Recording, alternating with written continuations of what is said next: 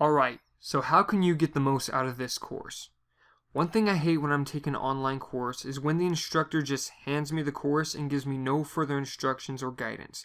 I can't ask him any questions if something's not working and there's nothing I can do about it. And that's why in this course I want to offer you guys some one-on-one, so make sure you go ahead and take advantage of that.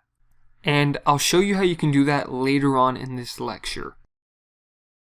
But the first thing you need to do is to actually get started. So, congratulations on watching this lecture, but you need to continue forward until you get to your first project lecture, where you can create your first project and have something solid that you can say you drew.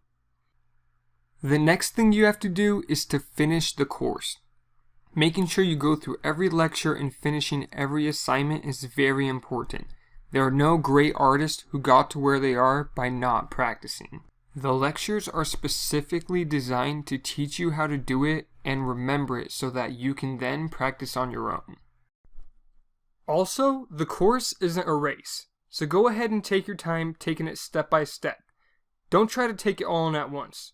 Try to go through it about one lecture a day, just so you don't get overwhelmed. But if you want to move a little quicker, that's perfectly fine too.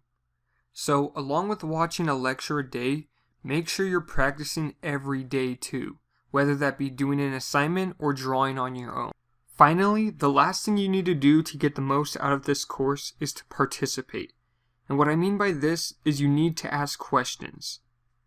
If you don't ask questions, you're just going to be lost and frustrated if you run into trouble. So make sure you take advantage of the fact that I personally answer all your questions. And you can post all your questions in the Q&A section of the course, which I'll show you how to do right now.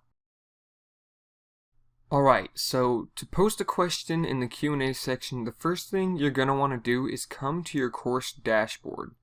Then, once you've done that, you're just going to go ahead and click this little Q&A tab. After you've done that, you're going to scroll down, and right here it'll say search for a question.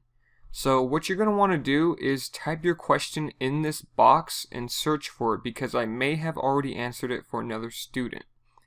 And so make sure you do that before you ask a new question. But if you can't find your question after doing that, you can go ahead and come right over here and click Ask New Question. So once you've done that, it'll say question title right here, and you'll just put a title for your question. Then down here in the description, you'll just go ahead and put your question. So I really want you guys to get into the habit of using this tool because it's super useful.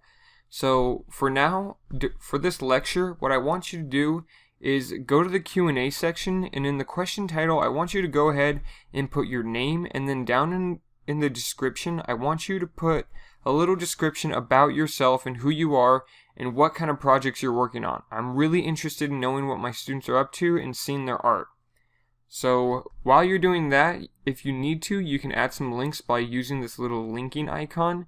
And if you want to add some photos of your art or art projects that you're doing, you can use this icon right here and you can add an image. And also later on in the course, you'll be using that too to show me your artwork.